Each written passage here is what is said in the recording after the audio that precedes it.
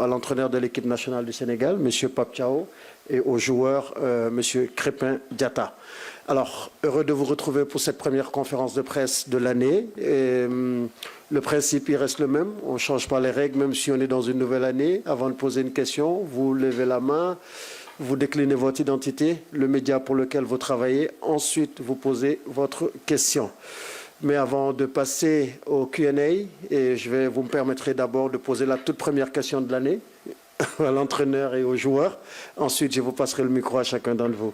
Coach, on entre dans le second tour de cette compétition, des matchs à élimination directe, donc c'est une autre compétition qui démarre. Comment vous avez préparé cette confrontation contre le Soudan, qui est une équipe que vous connaissez et que vous avez récemment joué également? Bonjour tout le monde.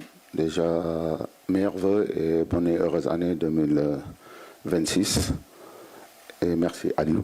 Comment on compte aborder ce match avec beaucoup de sérieux et de respect pour cette équipe bien organisée et qui sait mettre en difficulté ses adversaires. Donc nous préparons, on s'est bien préparé, surtout sur les phases défensives et être très efficace dans les moments clés. On sait qu'il y a une autre compétition qui démarre et c'est des matchs difficiles et on a besoin du mental.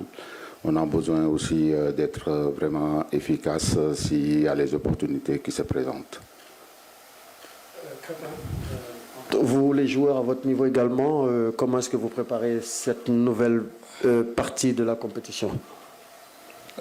Bonjour à tous. Je pense que on sait que là on va vers des matchs qui sont très difficiles. Et on sait que le Soudan, c'est une bonne équipe, c'est une équipe qu'on a affrontée. Maintenant, nous, de notre côté, on est concentrés, on sait ce qui nous attend, et ce qu'il faut faire si on veut passer dans ce match, mais on sait que c'est un match qui sera âprement disputé. Question? Là.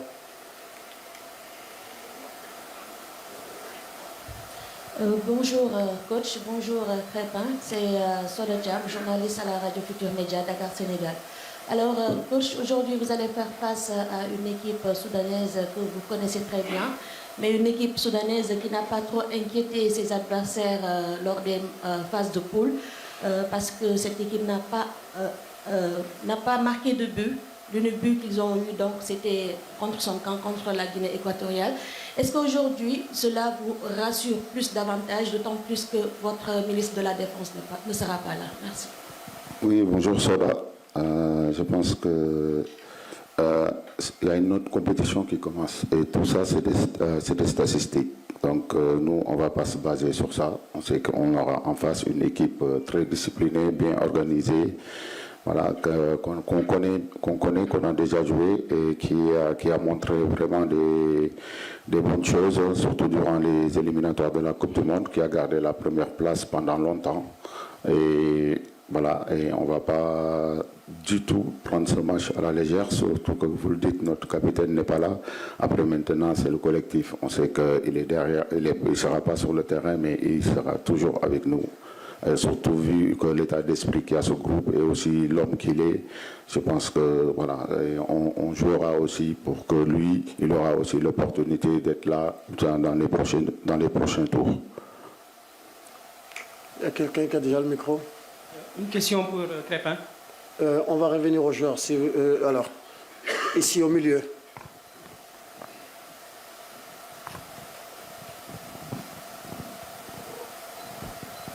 Bonjour coach, bonjour tout le monde, mes meilleurs vœux coach, Mamadou Ndiaye de la télévision Futur Média Dakar Sénégal.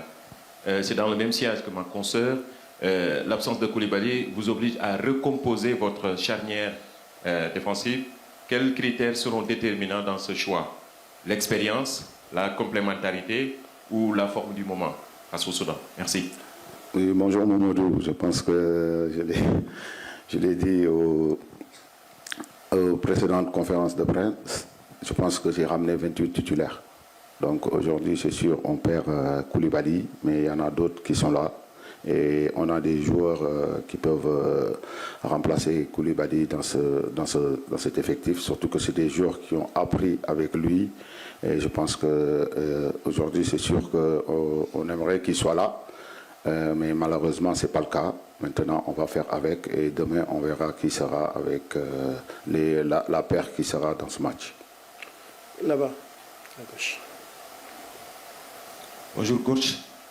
Bonjour Crépin, bonne heureuse année à tout le monde.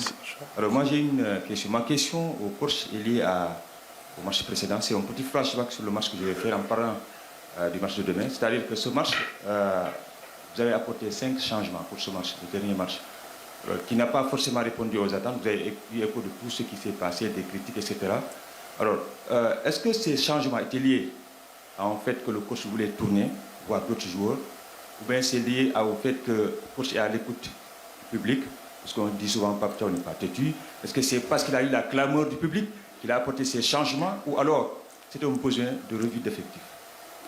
Bon, je savais que cette question allait être arrivée, ça c'est sûr et certain. Mais après, moi je dirais peut-être que c'est ma façon de manager. Si je pense à quelque chose et quelqu'un me le dit, je fais comme si c'était lui. Donc c'est ça, je pense que c'était... J'ai pensé à tourner et donc ça tombait, donc c'est bien. On a eu le même avis, ça veut dire que aussi notre public connaît bien le football. Là-bas, derrière au fond. Bonjour coach, c'est Ibrahima du média 5 Top Team. Alors coach, lors du dernier match, autour du penalty, il y a eu une scène assez cocasse. Alors, pour éviter ce genre de situation, est-ce que la hiérarchie autour du tireur est bien définie pour les prochains matchs? Merci. Oui, c'est vrai, Ibrahima. Un bonjour déjà.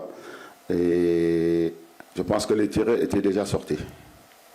Donc voilà, après ça tombait que bon, c'était des choses qui peuvent arriver. Après c'est le premier qui se sentait qu'il a pris. Et après j'ai beaucoup aimé, ils ont discuté, ils ont trouvé la raison et aussi ils ont laissé le shérif tirer. Franck.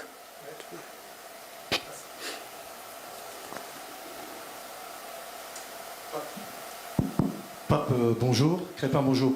C'est pas une question... Oui, pardon, Franck Simon, CAF TV. Ma question n'est pas une question d'ordre sportif. C'est une question de contexte qui concerne votre adversaire. Alors, ou Pape ou Crépin, mais j'aimerais bien entendre Crépin là-dessus. L'équipe du Soudan, c'est une équipe de joueurs en exil, puisque depuis 2 ans et demi, il y a un conflit à l'intérieur du pays. C'est quand même pas simple de jouer comme ça, loin de chez soi, loin de ses familles. Est-ce que vous avez conscience de tout cela, de ce que ça peut représenter pour eux d'être permanemment en exil, de jouer loin de leur base? Et quel regard vous portez sur ça? Le fait d'être une équipe nationale qui porte les couleurs d'un pays, loin de chez elle. Les 2 principaux clubs jouent actuellement dans le championnat rwandais. L'an passé, c'était en Mauritanie. Merci. Alors, c'est le coach qui va répondre à la question. Après, on passera aux joueurs du tour. Merci. Bonjour. Je pense que c'est une question un peu délicate. C'est sûr qu'on aimerait les voir jouer dans leur propre pays, mais maintenant, les choses sont comme ça. Moi, en tant que coach, je préfère parler tout ce qui est footballistique, tout ce qui est plus sport, que rentrer dans d'autres choses que ce n'est pas mon domaine du tout. Vous pouvez vous mettre dans leur peau, le fait de jouer en exil comme ça, c'est bon, il a répondu à la question là-bas derrière. Bonjour, Yassé Sam de RFI. Ma question est pour Crépin. Non, on n'est pas encore passé aux joueurs. Je vous ai bien demandé si c'était le coach. Bon, c'est le moment de partir. Si c'est Crépin, on commencera par Babacar Ndaofaye. On va aller aux joueurs maintenant. Merci, Babacar Ndaofaye de BBC. Bonjour Crépin. Alors, votre histoire avec la CAN est jusqu'ici faite de beaucoup de frustration. Une CAN perdue en finale en 2019. Le sacre manqué pour cause de blessures en 2022 et puis cette élimination frustrante en 2023. Personnellement, dans quelle mesure tout ceci vous aide à avoir la rage qu'il faut pour aller la chercher cette année? Bonjour. Je pense que, comme toujours, chaque compétition que tu joues, tu aimerais la gagner. On est des compétiteurs. Après, moi, je suis qu'un joueur et le bon Dieu aussi est là. Donc, je pense que moi, j'ai été plus content même quand le Sénégal a remporté la CAN, que même si je n'étais pas là pour cause de blessures, pour tout ce que vous savez, ce qui s'est passé. Mais le plus important est que moi, je vis le moment présent. Et ça a toujours été mon cas. Et j'espère que, voilà, cette année, on sait que ça va être difficile, mais le plus important est que je me suis préparé comme il le faut. Et voilà, là, on est content, vivre le moment présent. Je pense que c'est ce qui est le plus important pour un footballeur. On reste avec le joueur ici devant. Bonjour, Mohamed El Amin Diop, Eric Fab TV. Crépin, vous avez joué les 3 matchs sur le couloir droit depuis un certain temps. Quand même, en équipe nationale, vous dépannez sur le couloir droit alors que vous êtes un milieu de terrain de prédilection. Comment vous vous sentez dans cette Coupe d'Afrique des Nations à ce poste? Bonjour, ouais, c'est une très bonne question. Après, je pense que les 3 dernières saisons, même en club, je joue à ce poste-là. La CAN 2023, j'ai joué à ce poste. Et comme je l'ai dit, moi, je suis un joueur qui, je peux dire, je suis flexible. Je peux jouer à beaucoup de postes. Maintenant, le choix revient au coach. En 2023, on m'a mis là-bas. J'ai joué. Donc, cette année, je joue là-bas. Je pense que toutes les qualifications aussi, j'ai joué à ce poste. Tous les matchs que j'ai assistés. Donc, voilà, moi, je me sens très bien. Parce que je le joue en club. J'ai des repères aussi. Donc, pour moi, ce n'est pas un problème. Le plus important, c'est le pays. Et partout où le pays m'appellera, j'essaierai de répondre présent. On reste toujours avec le joueur Crépin. Oui, là-bas au fond.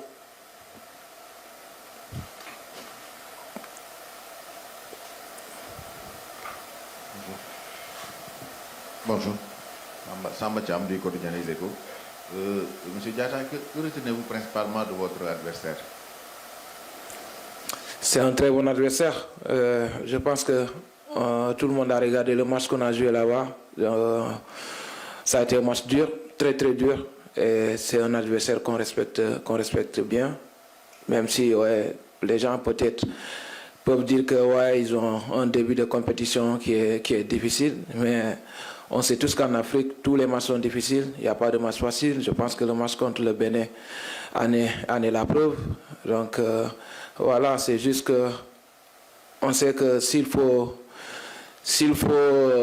tout faire pour passer ce match, on sait ce qui nous attend et il faudra voilà, montrer un visage conquérant pour pouvoir passer, mais on sait que ça va être un match très très difficile.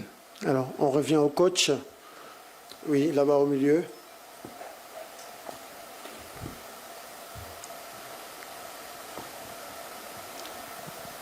Bonjour coach, Baïsel, d'eSport.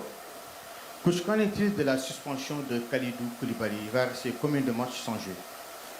Oui, bonjour Mbaye. Je pense qu'il en a pris un. Donc il sera suspendu juste pour le match de demain. Espérons qu'on va passer et on va continuer la compétition. Là-bas derrière la dame. Par ici, par ici. Ici, ici. Adja, levez la main Adja pour qu'elle vous voie. Bonjour coach, bonjour Crépin, c'est Aya Vitesse Porel. Pour revenir sur ce match, c'est vrai, c'est un adversaire que vous connaissez, mais qui ne va pas venir en victime expiatoire, avec à la clé peut-être une qualification en quart. Qu'est-ce que vous pouvez nous dire sur le Soudan et ce que vous prévoyez peut-être pour faire mieux que lors de l'édition précédente? Oui, bonjour Adja. Je pense que le Soudan, les avoir joués 2 fois, on sait que, et aussi les avoir observés durant cette compétition, c'est une équipe très disciplinée et bien organisée, qui est très forte dans les transitions.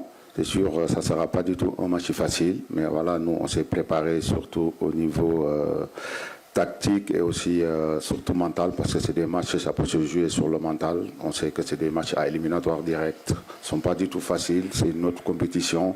On peut survoler la première et la deuxième, on l'a vu, donc souvent dans les CAN. Maintenant, il faut être bien préparé et surtout être efficace dans les deux surfaces. Très bien. Quelqu'un au micro, allez-y. Bonjour. C'est Pape Djibril Gaye du quotidien Source A et éditeur du magazine Score 221. Coach, vous avez fait tourner votre effectif le match passé. On a vu El Hadji Malick Diouf et il y avait un débat, comme vous suivez aussi ce que disent les Sénégalais, comme vous l'avez dit tout à l'heure.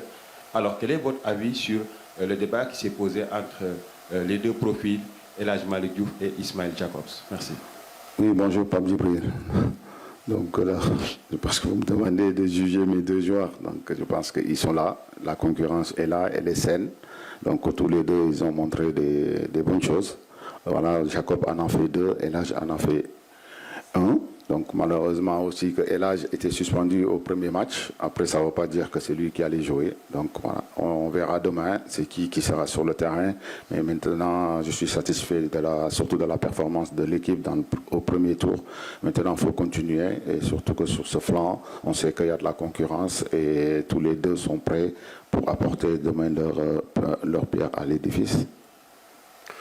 Bonjour coach. Cher Yancy du groupe Media Events. Nous avons lu à travers une certaine presse qu'il y a eu un différend entre vous et la fédération. Je voudrais savoir si ce différend résulte de la publication du 11 de départ à des heures même avant le match.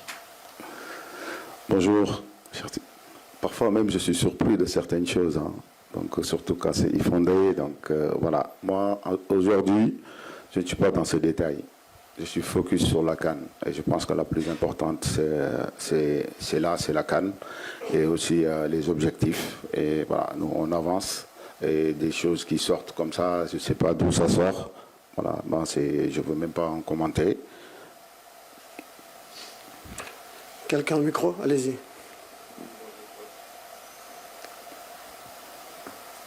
Bonjour coach, Yassé Sam de RFI. Coach, une question hors foot. Il était important, comme l'a dit Kalidou Koulibaly, de finir premier pour rester à Tanger. Je voudrais savoir, vous, à votre niveau, qu'est-ce qui vous plaît dans cette ville et pourquoi c'était si important de rester dans cette ville? Est-ce que vous avez eu le temps de découvrir la ville de Tanger déjà? Et puis, qu'est-ce que vous en retenez? Oui, bonjour. Oui, moi j'ai découvert que Tanger il y a 3 ans déjà. Donc je connaissais, c'est une belle ville, surtout que la population, comme le Maroc, partout en Maroc, voilà, la population a un accueil vraiment extraordinaire. Maintenant, on voulait rester là. Aussi, comme je l'ai dit aussi à la précédente conférence de presse, on ne voulait pas du tout bouger de cette ville. Et aussi, ça fait comme on est une équipe, on est venu une équipe avec médias sénégalais, nos journalistes sénégalais. On ne voulait pas leur faire déplacer, autant aller de gauche à droite en Maroc. Donc voilà, ils sont bien ici, on est bien ici et espérons qu'on va continuer ici l'aventure. Alors là, on shift maintenant sur le joueur Krépin Diatta et ensuite on revient au coach. Il n'y a pas de question pour là-bas derrière. Bonjour à tout le monde, Moussa Fassal de Sud FM Dakar. Bonjour Krépin. Vous, Krépin, en tant qu'arrière droit, pendant les 3 matchs, dès votre début dans cette équipe, dans ce poste, vous étiez plus offensif. Mais on vous a vu pendant les 3 matchs, vous n'avez pas pris le couloir. On ne vous a pas vu dans la zone de vérité, dans le dernier tiers. C'est un choix tactique ou bien il y a un quiproquo avec l'excentré qui occupe ce couloir? Merci. Bonjour. Je pense que c'est quelque chose que peut-être vous avez remarqué, mais moi je suis quelqu'un qui, quand je joue, je pense d'abord à l'équilibre de l'équipe. Parce que aussi, il ne faut pas se dire que ouais, il faut tout le temps monter et voilà, laisser les vagues derrière et que les autres doivent faire le job. Parce que si tu regardes notre composition aussi, souvent moi de mon côté, j'ai un joueur qui est souvent sur la ligne. Et je ne vais pas aussi aller le trouver là-bas et essayer de faire des dédoublements. Moi, je le fais quand je sens que le football le demande.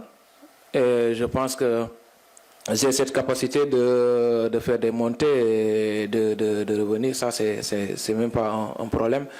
Mais dans le football, il faut toujours penser aussi à l'équilibre de l'équipe. Parce que, voilà, je pense que même si je n'ai pas fait beaucoup de dédoublements sur le match passé, mais quand il le faut et quand le football le demande, moi, je serai là. Donc ça, c'est pas un souci.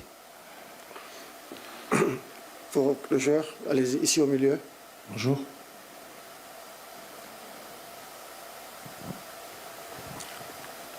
Ah, Bonjour. sorry. J'avais donné le micro déjà derrière. Allez-y. Bonjour, coach. Je vous Bonjour, Crépin Diatta. Nous vous souhaitons déjà une bonne année et que vous apportez la coupe au Sénégal comme cadeau de fin d'année à tous les Sénégalais. Ma question est axée sur la vie du groupe. Crépin, je m'appelle Pape Oumar Keïta, journaliste sportif à Sénéweb Sénégal. On a vu une image marquante lors de la célébration du 3e but du Sénégal contre le Bénin. Chérif Ndiaye, congratulé par Nicolas Jackson, avec un fou sourire, de même que Boulaye Dia et Habib Diallo, alors qu'ils sont concurrents dans le même poste. En quoi est important cet bon état d'esprit, cette joie de vivre et cette cohésion au sein de la tanière pour la compétition? Merci. Bonjour d'abord. C'est une bonne question aussi. Je pense que même dans la vie de tous les jours, dès que vous vous unissez, dès que vous mettez toutes vos forces ensemble, souvent vous voyez qu'il y a de la réussite qui reviennent. Non, on est très content parce qu'on sait qu'on est tous des frères, même s'il y a la concurrence qui est là. Mais le Sénégal, le drapeau sénégalais prime surtout. Et je pense que tous les joueurs sont conscients de ça. Et le plus important pour nous, c'est d'hisser le Sénégal le plus haut possible. Et je pense que ça devrait être la motivation de tout un chacun de nous.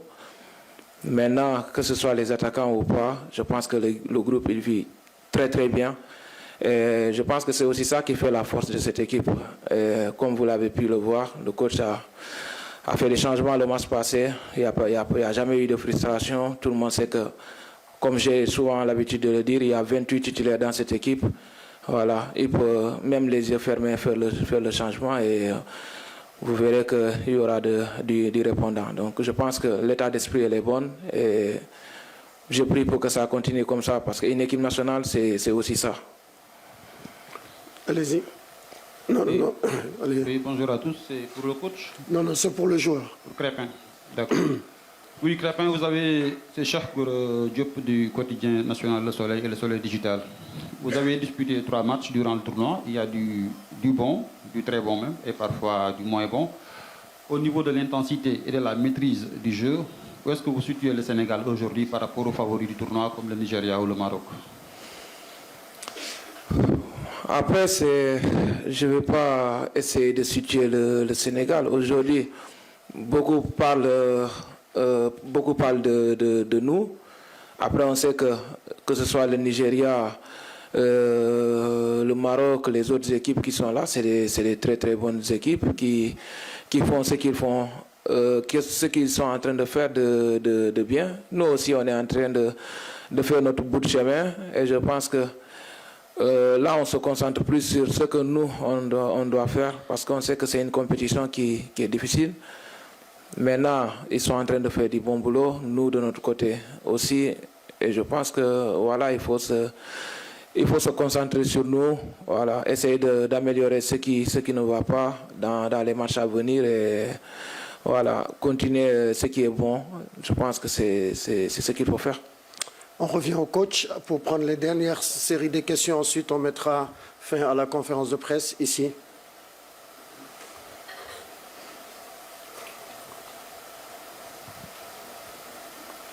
Bonjour coach, Elhaj Malik Sarr de 13 TV. Je voulais savoir quel est le point sur l'infirmerie, sachant que lors du match contre Bénin, on a vu Iliman Ndiaye et Lamine Camara sortir sur blessure, et même Moussa Niakhaté était en tribune.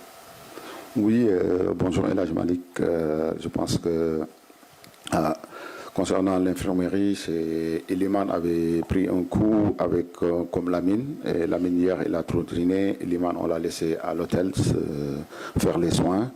Et je pense qu'aujourd'hui, ils seront opérationnels à être dans le groupe à s'entraîner. Et pour Moussa Niakate, c'était un choix du coach de le mettre dans les tribunes. Ici, devant.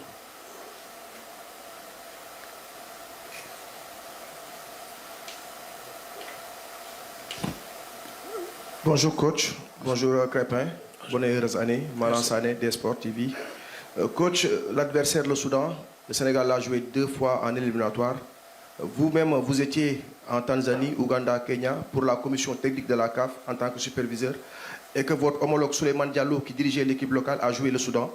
Souleymane qui est présentement ici pour la CAN en tant que superviseur. Est-ce que vous avez eu à échanger par rapport à cette équipe soudanaise que vous connaissez déjà? Merci. Oui, bonjour Malan. Je pense que vous connaissez mieux que tout le monde que Souleymane. Donc c'est quelqu'un qui est vraiment pragmatique, qui nous a vraiment donné des rapports extraordinaires. Maintenant, on travaille là-dessus, on discute. Et je tenais à les remercier, les superviseurs. Donc, ils font un excellent travail. Maintenant, nous, on a joué le Soudan. Je les ai vus aussi durant le Chan. Et c'est presque la même équipe. Et ça n'a pas empêché qu'ils sont venus à Dakar nous poser d'énormes problèmes.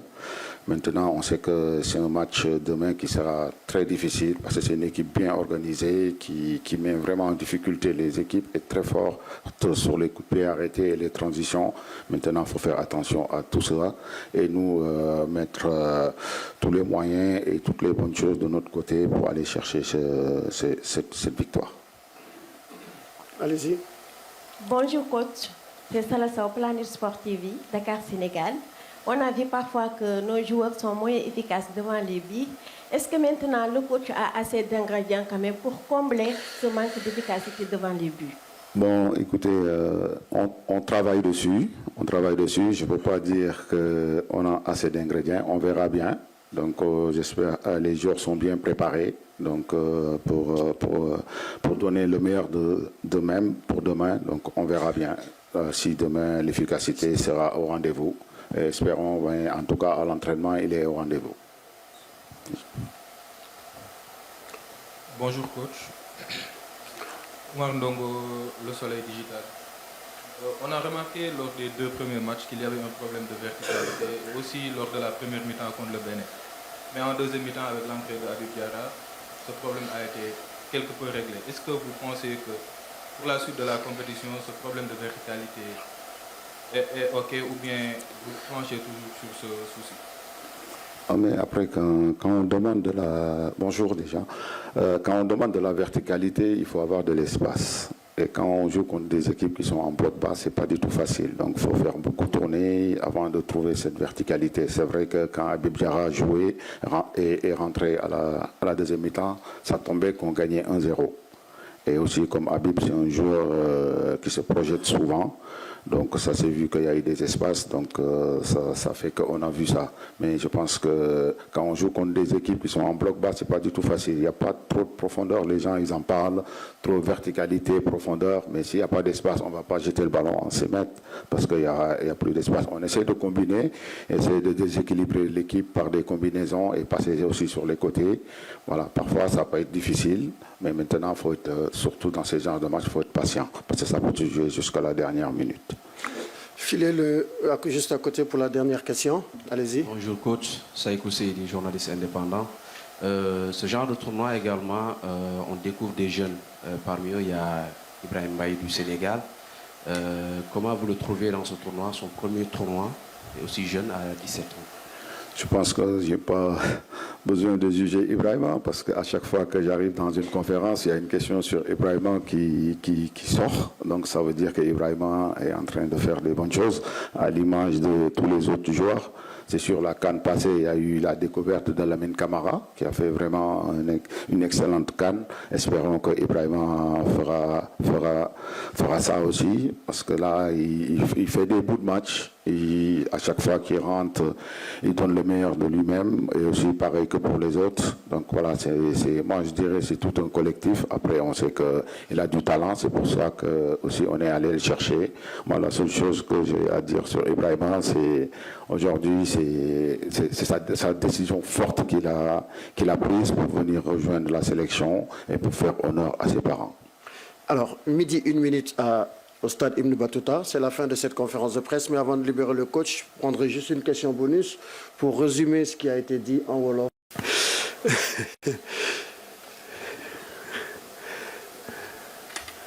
Bonjour à tous.